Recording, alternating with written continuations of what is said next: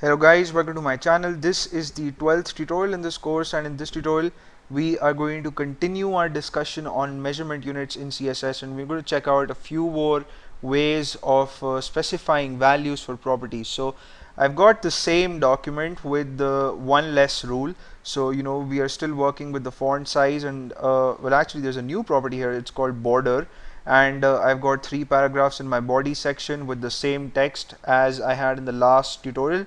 And we're going to work with different values though, or different units. So for font size, as I said, the unit that's most popularly used is the point property, and a point is, I guess, 1 by 72 of an inch.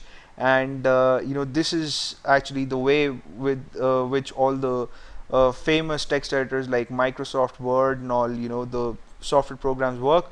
So if suppose I put in 20 pt here and save the file, and I'll actually have to, well, close this window and open this document, measurement 2. So I see font slightly bigger than what it would have been if I would have not had this value. So let me change it to something enormously big like 52, and I'll save the document again and refresh it in the browser, and this is what I see. So much bigger text, and this unit actually gives you more control over your value, because you could have incremental values like 52 and then 52.5 or maybe 54, and you could play with your text size a bit more. And for border, usually the unit that's used is the px, or short form for pixel unit. So if suppose you want the thickness of your border to be very fine, then you could have 1 pixel of a border, or if you want it to be very thick, then you could have like something 7 or 8 pixels.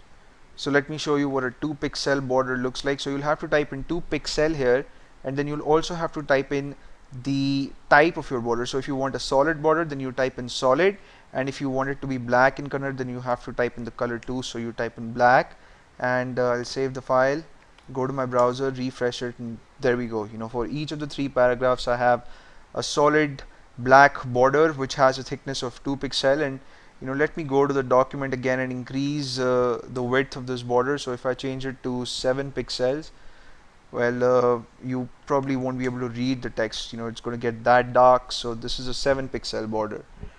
So that's it for this tutorial. I'm going to see you in the next video, in which we'll discuss more CSS, and I hope you guys had fun watching this one. You may subscribe to my channel if you haven't already. See you in the next video.